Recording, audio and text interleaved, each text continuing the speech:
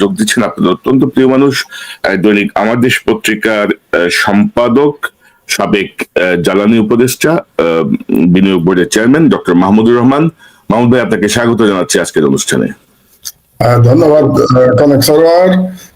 আসসালামু আলাইকুম, কেমন আছেন আপনি? ইমাম ভাই, ওয়ালাইকুম আসসালাম। আমি ভালো। আপনি তো এখন টার্কিতে আছেন, আমি যতটুকু জানি আপনি টার্কির ইস্তাম্বুল তেজারত ইউনিভার্সিটিতে একটি কিনোট পেপার পড়েছেন আমাদের জুলাই বিপ্লবকে নিয়ে। সে বিষয়টি নিয়ে একটু সংক্ষেপে যদি বলেন, তারপর আমরা আপনার এই রাষ্ট্রপতি শাসিত সরকারের প্রস্তাবনাটা নিয়ে একটু বিস্তারিত জানতে চাই। আসলে এটা খুব ভালো হয়েছে যে ইস্তাম্বুলের একটা ইউনিভার্সিটি বাংলাদেশের জুলাই বিপ্লব নিয়ে একটা সেমিনারের আয়োজন করেছে, এবং গত শনিবারে এটা ছিল, আজকে শনিবার, গত শনিবারে ছিল 2 দিন ব্যাপী, শনিবার এবং রোববার। এবং সেখানে 2 জন কিনোট স্পিকার ছিলেন, তার মধ্যে একজন আমি ছিলাম, আরেকজন ছিলেন ডক্টর ইয়াসিন আক্তাই।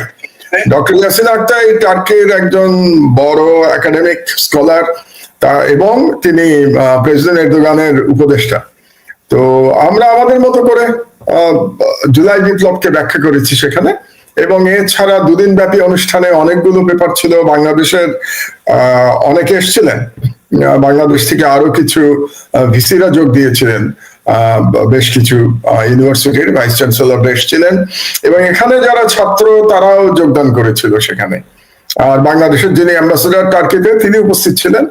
তো আমার কাছে ভালো লাগলো এই জন্য যে এই প্রথম বোধহয় একটা বিদেশে কোথাও বাংলাদেশের জুলাই বিপ্লব নিয়ে এই ধরনের একটা একাডেমিক সেমিনার হলো। তো আমি মনে করি যে এটা তুরস্কে হওয়াতে ভালো হয়েছে, মুসলিম কান্ট্রি, সেখানে বাংলাদেশের জুলাই বিপ্লব নিয়ে হলো। এবং আমি আশা করি যে এখন তুরস্কের দেখা দেখি অন্যান্য দেশেও হতে পারে, অন্যান্য ইউনিভার্সিটিতেও এটা হওয়া সম্ভব বলে আমি মনে করি। এবং এখানে আমরা জুলাই বিপ্লবের যে স্পিরিট ছিল, কেন এই বিপ্লব হলো, এবং এই বিপ্লব যে কেবল ফ্যাসিবাদের বিরুদ্ধে ছিল না, ভারতীয় সাম্রাজ্যবাদের বিরুদ্ধেও ছিল, এই বিপ্লব যে বিপ্লবের মাধ্যমে আমরা যে আমাদের স্বাধীনতা পুনরুদ্ধার করেছি, এই বিষয়গুলো আলোচিত হয়েছে। আমাদের খুব দুর্ভাগ্য যে ধরেন মাত্র 8 মাসের মধ্যে কিন্তু জুলাই বিপ্লবের ইতিহাস নিয়ে নানা রকমের টানা পড়ে, নানা রকমের বিকৃতি কিন্তু শুরু হয়ে গেছে। কিন্তু মানে এই জুলাই বিপ্লব এত ইমিডিয়েট একটা ঘটনা, মানে 1 মাস পরেই আপনি বলবেন যে এখানে ছিল না, ও এখানে ছিল, এইটা করছে না, ওইটা করছে। তো এটা নিয়ে আসলে একটা মানে আমরা যদি একটা তথ্য প্রমাণ ভিত্তিক একটা দলিল দাঁড় করাতে পারতাম, যে পৃথিবীর সব জায়গায় কিন্তু অনেক জায়গায় পাঠ্য হইতে পারতো যে বিপ্লব হিসেবে কিন্তু এটা নিতে পারতো আর কি। আমি যে পেপারটা দিয়েছি এটার শিরোনামটা এরকম ছিল, the political philosophy of July revolution. মানে আমি রাজনৈতিক দর্শনটা বলার চেষ্টা করেছি আর কি, আমার সাধ্যমতো। নিশ্চয়ই এটা নিয়ে আপনি আমাকে কপিটা পাঠাইলে আমরা হয়তো এটা নিয়ে পরে আরেকটা করতে পারি, যে জুলাই বিপ্লবের রাজনৈতিক দর্শন, এটা আলোচনায় আসা দরকার। তো মাহমুদ ভাই, আপনি এই সপ্তাহ 2 আগে আপনার সঙ্গে আসলে সময় হচ্ছিল না আপনার, যে প্রস্তাবটা আপনি দিয়েছেন যে রাষ্ট্রপতি শাসিত সরকার, যে স্বৈরাচার ঠেকানোর জন্য, কিন্তু আমরা তো ধরেন দেখি যে রাষ্ট্রপতি শাসিত সরকারই স্বৈরাচারের উত্থান ঘটে নর্মালি পৃথিবীর বিভিন্ন দেশ বা বাংলাদেশেরও যে এক্সাম্পল। তো সেই জায়গাটায় রাষ্ট্রপতি শাসিত সরকারকে কেন আপনি গণতন্ত্রের জন্য নিরাপদ মনে করছেন? পাশাপাশি আপনি আরো কিছু সংস্কারের কথা বলেছেন, তত্ত্বাবধায়ক সরকার বা সেনাবাহিনী কেন্দ্রিক কিছু 4টি প্রস্তাব দিয়েছেন। তো এই বিষয়টা আপনার কাছ থেকে আমরা একটু বিস্তারিত শুনি, তারপর আমরা ভারত পাকিস্তান প্রসঙ্গে যাব। আমি আপনার সমালোচনা থেকে শুরু করি। আপনি যেটা বললেন যে প্রেসিডেন্ট থেকেই স্বৈরাচার উদ্ভব হয়, আপনার কথা আংশিক সত্য। এটা একসময় হতো, যেমন ধরুন 70-80 দশকে বা 60-এর দশকে আমরা দেখেছি ল্যাটিন আমেরিকা এবং তৃতীয় বিশ্বে সেনা অভ্যুত্থান হতে দেখেছি আমরা। এবং সেনা অভ্যুত্থানের মাধ্যমে একজন আসতেন এবং তারপরে তিনি রাজনীতি করতেন, রাজনীতি করার পরে তিনি প্রেসিডেন্ট হতেন। এবং এটা এক ধরনের স্বৈরাচার, যেটা আমাদের দেশে আমরা এরশাদের বেলায় দেখেছিলাম। জিয়াউর রহমান সাহেব এসেছিলেন সেনা অভ্যুত্থান, কিন্তু পার্থক্যটা হলো জিয়াউর রহমান সাহেবের সাথে এরশাদের, যে জিয়াউর রহমান সাহেব কিন্তু সেনা অভ্যুত্থান করেন নাই। এই ইতিহাসগুলো আবার আমাদের একটু জানা দরকার, যে সেনা অভ্যুত্থান করেছিল সেনাবাহিনীর একটা একাংশ শেখ মুজিবের বাকশালের বিরুদ্ধে। এবং তারপরে বাকশালের পতন হয় এবং শেখ মুজিবুর রহমান নিহত হওয়ার পরে খন্দকার মুশতাক ক্ষমতায় এসেছিলেন। আমাদের এটা মনে স্মরণে রাখা দরকার। এবং তারপরে আরেকটি সেনা অভ্যুত্থান হয়েছিল, সেই সেনা অভ্যুত্থান করেছিল খালেদ মোশাররফ, এবং সেই সেনা অভ্যুত্থান ব্যর্থ হয়েছিল 7ই নভেম্বর সিপাহী জনতার বিপ্লবের মধ্য দিয়ে। তো জিয়াউর রহমান যদিও সেনা প্রধান হিসেবে তিনি রাজনীতিতে এসেছিলেন, কিন্তু তিনি কিন্তু কখনো সেনা অভ্যুত্থান করেন নাই, এবং তিনি প্রকৃতপক্ষে আবার গণতন্ত্র ফিরিয়ে দিয়েছিলেন। এরশাদ যখন এসেছিল ক্ষমতায়, সে কিন্তু একটা নির্বাচিত প্রেসিডেন্টের বিরুদ্ধে সেনা অভ্যুত্থান করে ক্ষমতায় এসেছিল। কারণ সত্তার সাহেব সেনা অভ্যুত্থানের মাত্র 3 মাস আগে নির্বাচিত হয়েছিলেন। আপনাদের নিশ্চয় মনে থাকার কথা যে 1981 সালের নভেম্বরের নির্বাচনে সত্তার সাহেব বিজয়ী হয়েছিলেন, জাস্টিস সত্তার, এবং এরশাদ সেনা অভ্যুত্থান করেছিল মার্চ মাসে, 82 সালে মার্চে। তো এরপরে আমরা জানি যে বাংলাদেশে স্বৈরতন্ত্র হয়েছিল, এবং তারপরে গণবিপ্লবের মধ্যে 1990 সালের বিপ্লবের মধ্যে দিয়ে এরশাদের পতন ঘটে। তো আমি যেটা বলছিলাম আপনাকে, যে বিগত শতাব্দীতে এটা একটা ট্রেন্ড ছিল যে সেনাবাহিনী থেকে অভ্যুত্থান করে একটা স্বৈরতন্ত্র তৈরি করা। এবং আর একটা সমালোচনা আছে যে প্রেসিডেন্ট হলে পরে তাকে সরিয়ে অভ্যুত্থান করে সেনা অভ্যুত্থান করা সহজ। কিন্তু পৃথিবী পাল্টে গেছে, আমাদের মনে রাখতে হবে যে এখন পৃথিবী পাল্টে গেছে। এখন কিন্তু সেনা অভ্যুত্থানের সময় আর নাই, 1 নম্বর। 2 নম্বর হচ্ছে যে বাংলাদেশে আমরা যে রাষ্ট্রপতি শাসনের কথা আমার প্রস্তাবে আমি বলেছি ওই দিন রাওয়াতে, ওই ধরনের রাষ্ট্রপতি শাসিত কিন্তু বাংলাদেশে আজ পর্যন্ত হয়নি। আমি কোন রাষ্ট্রপতি শাসিতের কথা বলেছি এটা একটু ব্যাখ্যা করা দরকার, এবং ভালো হয়েছে যে আপনি প্রশ্নটা উত্থাপন করেছেন। আমি মার্কিন যুক্তরাষ্ট্রের মতো, কিংবা তুরস্কের মতো, কিংবা ফ্রান্সের মতো রাষ্ট্রপতি শাসিত সরকার বলেছি। আপনি মার্কিন যুক্তরাষ্ট্রে যদি আমরা দেখি, ওখানে কি হয়? ওখানে একজন প্রেসিডেন্ট নির্বাচিত হন জনগণের প্রত্যক্ষ ভোটে, এবং তিনি মাত্র 2 টার্ম নির্বাচিত হতে পারেন। সেটা পরপর হতে পারে কিংবা গ্যাপ দিয়েও হতে পারে। যেমন আমরা যদি ক্লিন্টনের ক্ষেত্রে দেখি, ক্লিন্টন পরপর 2 বার প্রেসিডেন্ট হয়েছিলেন, ওবামা পরপর 2 বার প্রেসিডেন্ট হয়েছিলেন। কিন্তু ট্রাম্পের ক্ষেত্রে আমরা দেখেছি একবার প্রেসিডেন্ট হয়েছেন, একবার নির্বাচনে হেরে গেছেন, এবার দ্বিতীয়বার প্রেসিডেন্ট হয়েছেন, এবং তিনি আর তৃতীয়বার প্রেসিডেন্ট হতে পারবেন না। কাজেই তার পক্ষে, মার্কিন কোন প্রেসিডেন্টের পক্ষে কোন স্বৈরতন্ত্র, কোন ফ্যাসিজম তৈরি করা সম্ভব না, 1 নম্বর। 2 নম্বর হচ্ছে যে মার্কিন যুক্তরাষ্ট্রে, আপনার দেশের কথাই বলি, প্রেসিডেন্টের ক্ষমতার সঙ্গে কি বলে কংগ্রেসের ক্ষমতার একটা ভারসাম্য আছে। যেমন আপনি বাজেটের কথাই ধরুন, আমেরিকাতে কি হয়, একটা বাজেট তৈরি করে প্রেসিডেন্ট, বাজেট তৈরি করবার পরে এটাকে পাঠানো হয় কংগ্রেসের কাছে, কংগ্রেসে এটা নিয়ে আলোচনা হয়, এবং কংগ্রেসে ওই বাজেট কিন্তু পাস হতে হবে। ওই বাজেট যদি কংগ্রেসে পাস না হয়, তাহলে $1 মার্কিন প্রেসিডেন্ট খরচ করতে পারবেন না। এবং কংগ্রেস কি করতে পারে, তারা যদি প্রেসিডেন্টের বাজেট অ্যাকসেপ্ট না করে, তারা ফিরিয়ে দিতে পারে এটাকে হোয়াইট হাউসে। তখন প্রেসিডেন্ট কি করেন, আবার সেই নতুন করে একটা বাজেট তাকে তৈরি করতে হয়। তার মানে একটা বাজেটের পয়সা খরচ করতেও কংগ্রেসের অনুমোদন লাগে, বা আমি অন্যভাবে বলতে পারি প্রেসিডেন্ট এবং কংগ্রেস 2 দলের অনুমোদন লাগে। এবং দুটা কোনো ব্যক্তি না, কিন্তু দুটা ইনস্টিটিউশন। কংগ্রেস তো কোনো ব্যক্তি না, কংগ্রেস একটা ইনস্টিটিউশন। সেরকম হোয়াইট হাউসও যদি আমরা চিন্তা করি, সেটাও একটা ইনস্টিটিউশন।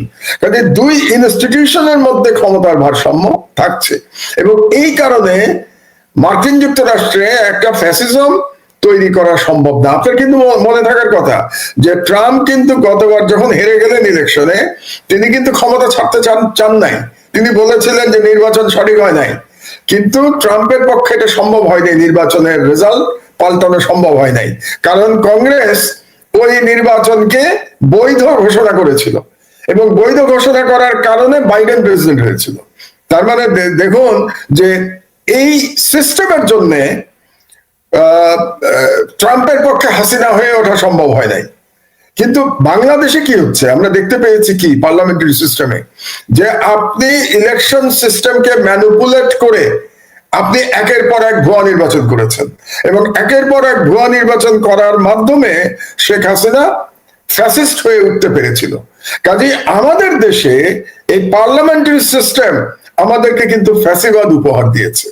এই কারণেই আমি মনে করি যে বর্তমান অবস্থা যদি থাকে, এই পার্লামেন্টারি সিস্টেম যদি থাকে, তাহলে ক্ষমতায় যেই আসুক না কেন সে কিন্তু শেখ হাসিনার মতো আবার চাইলে পরে ইলেকশন ম্যানিপুলেশন করে আবার সে একটা ফ্যাসিবাদ কায়েম করতে পারবে। এই ফ্যাসিবাদ আমরা যদি একটা সিস্টেমের মধ্যে এটাকে আটকাতে চাই, প্রকৃত সংস্কার করতে চাই, তাহলে আমার ব্যক্তিগত ধারণা, আমার মতামত হচ্ছে এটা রাষ্ট্রপতি শাসিত সরকারের মাধ্যমে করা সম্ভব, কিন্তু অবশ্যই রাষ্ট্রপতি 5 বছর মেয়াদে দুবারের বেশি রাষ্ট্রপতি থাকতে পারবেন না। এটা একদম পরিষ্কার করে এই সংবিধানে এটা বলে দিতে হবে, দুবারের বেশি পারবেন না। কোন পদেই উনি আসতে পারবেন না, মানে রাষ্ট্রের আর কোন পদেই তিনি আর আসতে পারবেন না। এটা যদি হয় তাহলে দেখবেন তার পক্ষে ফ্যাসিস্ট হয়ে ওঠার আর কোনো সুযোগ নাই। কারণ দুবারও যদি প্রেসিডেন্ট হতে হয় আপনাকে, তাহলে তো জনগণের ভোটে প্রেসিডেন্ট হতে হবে। আর জনগণের ভোটে যদি আপনি প্রেসিডেন্ট হনও, সেটাও কিন্তু দুবারের বেশি আপনি পারছেন না। শেখ হাসিনা এরকম ফ্যাসিস্ট হয়ে উঠতে পারলো কেন? কারণ শেখ হাসিনা ধারণা করেছিল যে ক্ষমতার থেকে তাকে আর কোনোদিন যেতে হবে না, কারণ সে পার্লামেন্টারি সিস্টেমটাকে ম্যানিপুলেট করতে পারবে। এবং ম্যানিপুলেট কিভাবে করবে? ভারতের সহায়তায় ম্যানিপুলেট করবে। এবং বাংলাদেশের পুলিশ বলেন, মিলিটারি বলেন, ব্যুরোক্রেসি বলেন, সবাই শেখ হাসিনাকে ম্যানিপুলেশনে সহায়তা করেছিল, এবং সহায়তা করার কারণে শেখ হাসিনা ফ্যাসিস্ট হয়ে উঠতে পেরেছিলেন। কাজে আপনি যদি ফান্ডামেন্টাল সংস্কার না করেন, তাহলে এই যে আবার ফ্যাসিস্ট তৈরির যে সুযোগ, এটা আপনি বন্ধ করতে পারছেন না। এটাই ছিল মোটামুটি আমার বক্তব্য রাওয়াতে। তো আমি মনে করি এখন পর্যন্ত এটা নিয়ে কোনো বিতর্ক বাংলাদেশে আমি শুনি নাই। রাজনৈতিক দলগুলো চুপ করে আছে, সরকারও এটা নিয়ে কোনো কথা বলে নাই। কিন্তু আমি মনে করি যে বর্তমানে যে অবস্থায় সংস্কার নিয়ে আলোচনা চলছে, আপনি বলেন 8 মাস হয়ে গেছে এই সরকারের, 9 মাস চলছে, এখন পর্যন্ত কোনো সংস্কার হয়েছে? আসলে তো সংস্কার হয় নাই, এখন পর্যন্ত আমরা আলোচনায় চলে যাচ্ছি। কিন্তু মাহমুদ ভাই, রাজনৈতিক দলগুলোর মধ্যে তো তাইরে নাইরে অনেক কথা, অনেক রকমের ইয়ে দেখতেছি। আমি বলি আপনাকে, কারণ রাজনৈতিক দলগুলো কি চাইবে? তারা চাইবে আমরাও ক্ষমতায় যদি যেতে পারি একবার, তাহলে শেখ হাসিনার মতো আমরাও এইভাবে নির্বাচন ম্যানিপুলেট করে ক্ষমতায় থাকবো। কাজে রাজনৈতিক দলের কাছ থেকে আপনি সংস্কার আশা করতে পারেন না। রাজনৈতিক দলগুলো কেন সংস্কার চাইবে বলেন? আগামী নির্বাচনে যে দল ক্ষমতায় যাবে, সে যদি বর্তমান অবস্থা ঠিক রাখতে পারে, স্ট্যাটাস কো মেনটেন করতে পারে, তাহলে সে তো বলবে আমিও হাসিনার মতো আরেকজন ফ্যাসিস্ট হবো, আমিও 5 বছর পর পর ভুয়া নির্বাচনের মাধ্যমে ক্ষমতায় আসবো। কাজে রাজনৈতিক দল তো না, জনগণ সংস্কার চাচ্ছে। এবং এই সরকারের উচিত ছিল এই 9 মাসের মধ্যে সংস্কারের একটা পরিষ্কার রূপরেখা জনগণের সামনে দেয়া। কিন্তু আমি অত্যন্ত দুঃখের সাথে বলছি যে এখন পর্যন্ত সরকার আলাপ আলোচনা ছাড়া কোন কংক্রিট প্রপোজাল আপনার আমার কাছে তো দিতে পারে নাই। অন্তত আমি তো জানি না যে সরকারের কংক্রিট প্রপোজালটা কি। তারা কি পার্লামেন্টারি সিস্টেমই রাখবে, ওয়েস্টমিনস্টার স্টাইল? যদি রাখে তাহলে তারা কি সংস্কার করবে? তারা কি প্রেসিডেন্সিয়াল ফর্মে ফিরে যাবে? যদি ফিরে যায় তাহলে সেই ফর্মটা কি হবে? আমি যেমন একটা শুধু প্রেসিডেন্সিয়াল ফর্ম তো বলি নাই, আমি তার সাথে বলেছি মার্কিন যুক্তরাষ্ট্রের মতো একটা ক্ষমতার ভারসাম্যমূলক প্রেসিডেন্সিয়াল ফর্ম। কার সঙ্গে ভারসাম্য? কংগ্রেসের সাথে ভারসাম্য, আমাদের দেশে পার্লামেন্টের সাথে ভারসাম্য। আমি তো একটা রূপরেখা আমার মতো করে আমি দিয়েছি, সরকার তো এখন পর্যন্ত কোনো রূপরেখা জনগণের কাছে উপস্থাপনই করে নাই। এবং আমার ব্যক্তিগত ধারণা যেভাবে চলছে, তাতে করে আদৌ কোনো সংস্কার হবে কিনা এটা নিয়েই তো আমি সন্দিহান হয়ে যাচ্ছি। এবং এবং সরকার যে পদ্ধতিতে যাচ্ছে সংস্কারের, মানে আমার যেটা মনে হচ্ছে যে সরকার নিজেরাও ধরেন মানে বিভিন্ন রকম ব্লেম গেম খেলতেছে, অমুক চায় না, তমুক হয় না, এটা হয় না, ওটা। আরে ভাই, আপনাদের বসানো হয়েছে এরকম একটা অভ্যুত্থানের পরে, আপনি আপনার মতো করে সিদ্ধান্ত নিয়ে আগান, জনগণ উইল ডিসাইড, তাই না? এই যে জায়গাটা আমার মনে হয় যে তারাও একটু অন্যরকম গেম খেলছে কিনা আমার মনে একটু সন্দেহ। না, এটা কেন হচ্ছে এটা বোঝেন কনক? এই সরকারে যারা এসছে কিংবা এই সংস্কারের জন্য যারা দায়িত্ব পেয়েছে, আপনি বিভিন্ন কমিশনের কথাই বলেন, এই দায়িত্বপ্রাপ্তদের মধ্যে কয়জন শেখ হাসিনার ফ্যাসিবাদের বিরুদ্ধে লড়াই করেছে আমাকে বলেন তো? কে লড়াই করেছে হাসিনার বিরুদ্ধে? কারা, তাদের কি ভূমিকা ছিল গত 15 বছর শেখ হাসিনার ফ্যাসিবাদের বিরুদ্ধে? আজকে যারা বিভিন্ন সংস্কারের প্রধান হয়ে বসে আছে, কাজে তাদের কাছ থেকে আপনি কিভাবে ওই ধরনের সাহস আশা করবেন যে তারা একটা পরিষ্কার রূপরেখা দিয়ে তারপরে জনগণকে বলবে যে আমরা দায়িত্বপ্রাপ্ত এই সংস্কার করবার জন্য। এখন পর্যন্ত তো আলাপ আলোচনার মধ্যেই আছে। আমি তো দেখছি প্রতিদিন রাজনৈতিক দলের সাথে কি ঐক্যমত্য কমিশন, তাদের আলোচনা হচ্ছে। ঐক্যমত্য কমিশন কিন্তু এখন পর্যন্ত সিরিয়াস কোনো প্রস্তাব দেয় নাই। কি বলেছে শুধু গণপ্রজাতন্ত্রী হবে নাকি জনগণতন্ত্রী হবে, এরকম নাম টাম নিয়ে, মানে হাস্যকর। আপনি চিন্তা করে দেখুন, এটা কি ছেলে মানুষই নাকি ব্যাপারটা? আপনি কি নাম নিয়ে পড়ে আছেন নাকি? এখন আপনার ফান্ডামেন্টাল সংস্কারের প্রস্তাব কোথায়? এখন পর্যন্ত সরকারের কাছ থেকে তো আমরা ফান্ডামেন্টাল কোনো প্রস্তাব পাই নাই। এটা খুব দুর্ভাগ্যজনক। এবং যারা দায়িত্বে আছেন তারা আসলে কি সিরিয়াস, নাকি শেষ পর্যন্ত তারা বলবেন রাজনৈতিক দলগুলো চায় না সংস্কার, এই জন্য আমরা সংস্কার করতে পারলাম না, আমরা নির্বাচন দিয়ে বাড়ি চলে গেলাম? এটা যদি হয় তাহলে এটা জুলাই বিপ্লবের সাথে একটা প্রতারণা ছাড়া আর কিছু হবে না। এবং আমি মনে করি বাংলাদেশের জনগণ এই প্রতারণা মানবে না, যে কোন রকম সংস্কার ছাড়া আপনি আগের মতোই পার্লামেন্ট থাকবে, আগের মতোই ইলেকশন হবে, এবং কালো টাকার মালিকেরা সব এমপি হবে, এমপি হয়ে তারা দুর্নীতি করবে এবং তাদের মতো একটা সরকার গঠন করবে, এবং সেই সরকার ক্ষমতা থেকে আর যাবে না। আর একটা আপনি চিন্তা করুন, তত্ত্বাবধায়ক সরকার নিয়েও তো এখনো পর্যন্ত কোনো আলোচনা হয়নি। আপনি কি জানেন তত্ত্বাবধায়ক সরকার সম্পর্কে এই মানে ইউনূস সরকার এখন পর্যন্ত কোনো প্রস্তাব দিয়েছে? আমার জানা নাই। তো তত্ত্বাবধায়ক সরকারটা কি হবে? বিএনপি বলেছে তত্ত্বাবধায়ক সরকার লাগবে। তো কোন ধরনের সরকার? আগে যেমন ছিল যে চিফ জাস্টিস সরকার প্রধান হবেন, এবং এই চিফ জাস্টিস সরকার প্রধান হওয়ার কারণে কিন্তু আমরা বিচার বিভাগকে ধ্বংস করেছি। এটা আমাদের মনে রাখতে হবে। বিচার বিভাগের ধ্বংসের প্রক্রিয়া শুরু হয়েছিল এই তত্ত্বাবধায়ক সরকারকে নিয়ে। কারণ প্রত্যেকটা দলই চেয়েছে যে সর্বশেষ যিনি প্রধান বিচারপতি থাকবেন তিনি যেন আমার দলের হন, যাতে করে ইলেকশনের সময় আমার দলের একজন তত্ত্বাবধায়ক সরকার প্রধান থাকে। তাহলে এখন যে তত্ত্বাবধায়ক সরকার হবে সেটা কি আবার সেই আপনারা প্রধান বিচারপতির কাছে ফিরে যাবেন, নাকি নতুন কোন আইডিয়া নিয়ে আপনারা আসবেন? এখন পর্যন্ত না রাজনৈতিক দলগুলোর কাছ থেকে না সরকারের কাছ থেকে আমরা এটার কোনো প্রস্তাব আমরা পেয়েছি, কোনো আইডিয়া আমরা পাই নাই।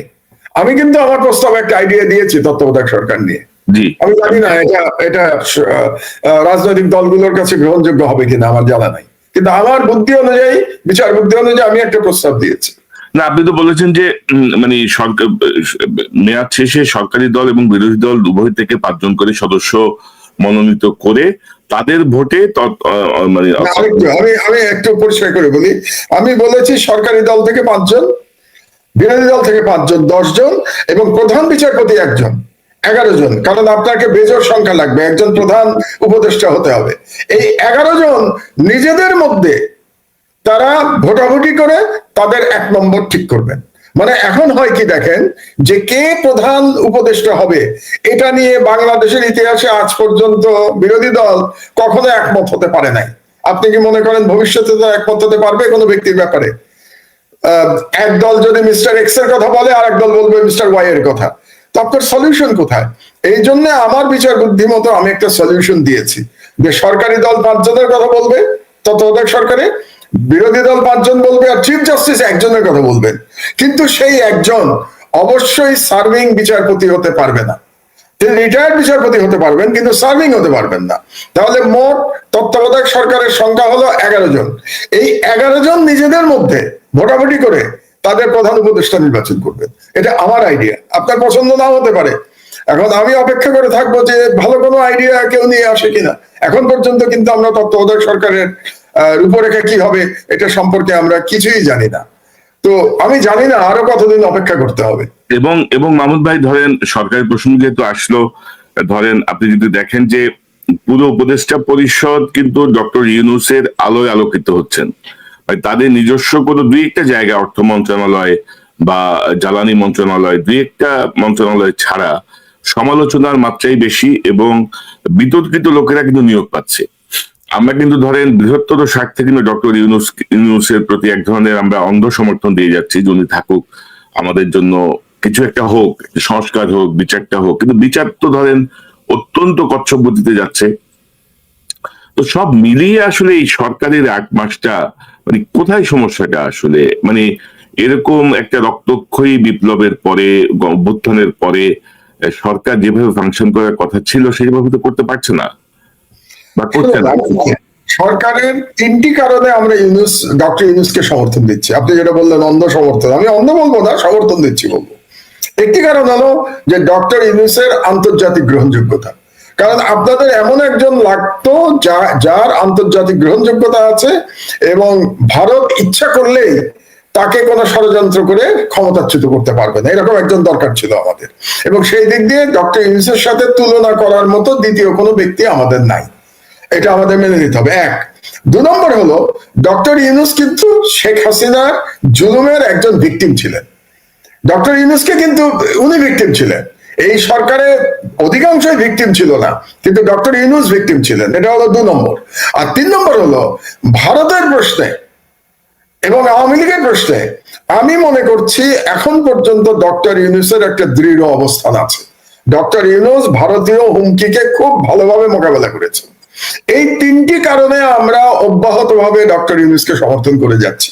কিন্তু আপনার সাথে আমি একমত যে আমরা যদি পুরো বিশাল কি উপদেষ্টা মন্ডলীর দিকে তাকাই, এর 80% উপদেষ্টা মন্ডলী গত সরকারের, কি বলবো, গত সরকারের কোন রকম বিরোধ করে নাই শেখ হাসিনার সরকারের, এমনকি কেউ কেউ সুবিধাভোগী ছিল ওই সরকারের। কাজেই তাদের এই সরকারে থাকার বা এই সরকারে, এই বিপ্লবী সরকার, বিপ্লবী তারা বলে না, অন্তর্বর্তীকালীন বলে, যাই হোক, এই অন্তর্বর্তীকালীন সরকারে থাকার তেমন কোনো যোগ্যতা আছে বলে আমি মনে করি না। এবং বর্তমান সরকার, আপনার সাথে সম্পূর্ণ একমত আমি যে এই সরকার টিকে আছে শুধুমাত্র ডক্টর ইউনূসের ইমেজের উপর ভিত্তি করে।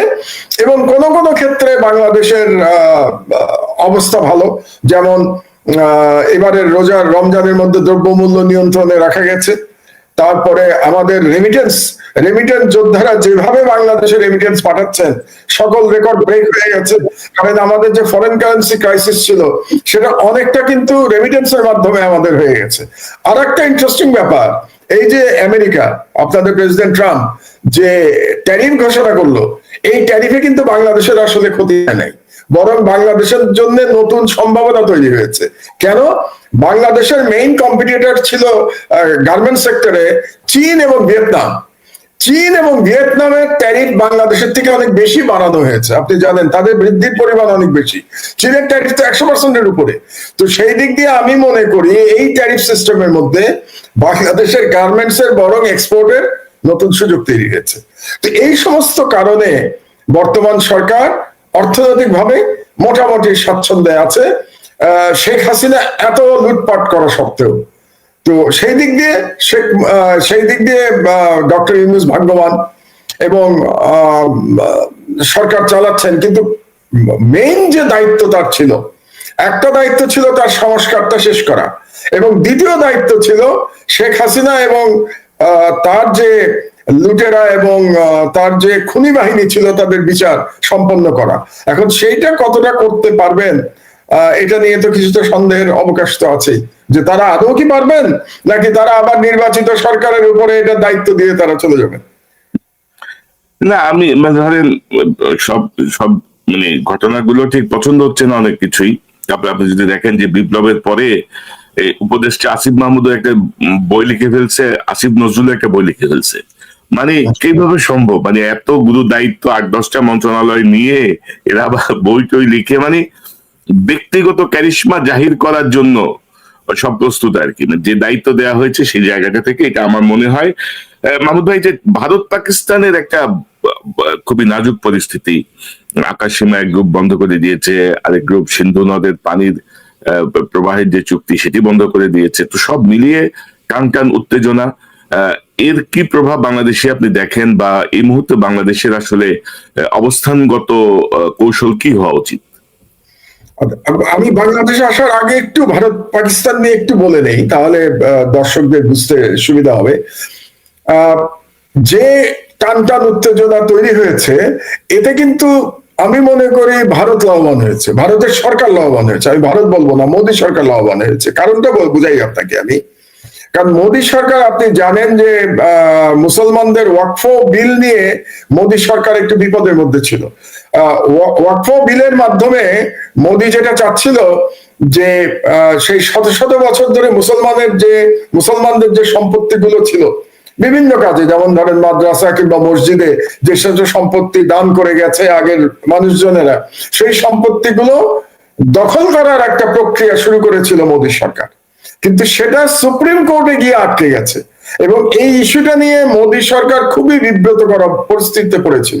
এবং আপনাকে বলে রাখি, এটা সুপ্রিম কোর্ট ওই বিলটাকে স্টে করেছে, মানে ওয়াকফ সম্পত্তি কেড়ে নেওয়ার যে বিল পাশ করেছিল মোদী সরকার পার্লামেন্টে, সেটা স্টে করেছে এবং আগামী মাসের সম্ভবত 6 তারিখে এটা নিয়ে শুনানি হওয়ার কথা ভারতীয় সুপ্রিম কোর্টে। এরকম একটি অবস্থায় এই কাশ্মীরের এই সন্ত্রাসী ঘটনায় ভারত সরকার কি করতে পারছে? এক হচ্ছে যে সংখ্যালঘু মুসলমানদের বিরুদ্ধে আবার তাদের ক্যাম্পেইন তারা শুরু করতে পেরেছে এবং মুসলমানদের বাড়িঘর ভেঙে দেওয়া হচ্ছে কাশ্মীরে এবং অন্যান্য জায়গায় মুসলমানরা খুব ভীত সন্ত্রস্ত জীবনযাপন করছে। তার মানে রাজনৈতিকভাবে বিজেপি আবার এটাকে ব্যবহার করতে পারছে, এটা একদিকে। আর 2 নম্বর হলো যে ওই বিল নিয়ে যে বিপদের মধ্যে ছিল, সেই বিপদ থেকেও এখন মানুষের নজর সরে গেছে। মানুষের নজর কিন্তু ওই বিলের দিকে ছিল, মানে মোদী সরকারের ব্যর্থতার দিকে ছিল। ওই নজরটা মোদী সরকার এখন সরে গেছে।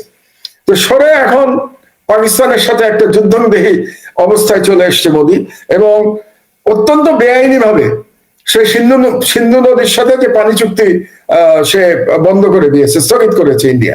1960 সালের পানি চুক্তি সে এটাকে স্থগিত করেছে। কিন্তু আমার যেটা ধারণা যে ইন্ডিয়া পাকিস্তানের মধ্যে যুদ্ধ কিন্তু হবে না। কেন যুদ্ধ হবে না আমি আপনাকে বলি, কারণ 2 দলেরই অ্যাটমিক বোমা রয়েছে, আণবিক বোমা রয়েছে 2 দলের কাছে, এবং যখন দুটো রাষ্ট্রের কাছে আণবিক বোমা থাকে তখন আপনি দেখবেন সেই 2 রাষ্ট্র কখনো একে অপরের সাথে সর্বাত্মক যুদ্ধে জড়ায় না। কারণ আণবিক বোমার যে যুদ্ধ, সেই যুদ্ধে কিন্তু কেউই বিজয়ী হয় না, 2 দলই পরাজিত হয়, কারণ ধ্বংস হয়ে যাবে। তো ধরেন পাকিস্তান অ্যাটম বম মারলো ইন্ডিয়ার উপরে, ইন্ডিয়া আবার মারলো পাকিস্তানের উপরে, তো 2 দেশই তো ধ্বংস হয়ে যাবে। শুধু 2 দেশ কেন, পুরো দক্ষিণ এশিয়া ধ্বংস হয়ে যাবে। কাজে যুদ্ধ যতটা আপনি দেখছেন, আসলে আমার মনে হয় না যুদ্ধ পর্যন্ত এটা গড়াবে।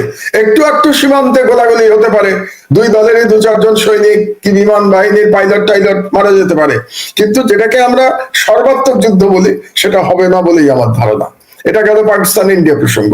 এখন বাংলাদেশে কি হচ্ছে দেখেন, বাংলাদেশের 2টো বিপদ হয়েছে। একটা হচ্ছে ইন্ডিয়াতে এখন এর আগে থেকেই বাংলাদেশ বিরোধী প্রচারণা চলছিল, হাসিনার পতনের পর থেকেই সেই প্রচারণা ইদানিং বেড়ে গেছে। এবং আপনি জানেন ইন্ডিয়ার কোন মিডিয়া, যেটাকে গদি মিডিয়া বলে, কারণ এগুলি সরকারের দালাল মিডিয়া, এই সমস্ত মিডিয়াতে ওই কাশ্মীরের ওই ঘটনার সাথে বাংলাদেশকে জড়িত করার অপচেষ্টাও করা হয়েছে এবং মিথ্যা প্রচারণা করা হয়েছে ইন্ডিয়ান মিডিয়াতে একটা। এবং বাংলাদেশে নাকি এখন কথিত বাংলাদেশিদের উপরে তাদেরকে গ্রেফতার করা হচ্ছে। আজকেরই খবর আপনাকে বলি, মোর দ্যান 1000-এর উপরে কথিত বাংলাদেশিকে গ্রেফতার করেছে ভারত, যাদেরকে বলা হচ্ছে যে তারা নাকি পাসপোর্ট ভিসা ছাড়া ভারতে গিয়ে অবস্থান করছিল। কেন করছিল আমি জানি না, কিন্তু বাংলাদেশের বিরুদ্ধে একটা সর্বাত্মক প্রচারণা ইন্ডিয়া শুরু করেছে। 1, 2 হলো আমাদের সাথে যে গঙ্গা পানি চুক্তি, এটা কিন্তু 2026 সালে শেষ হয়ে যাবে।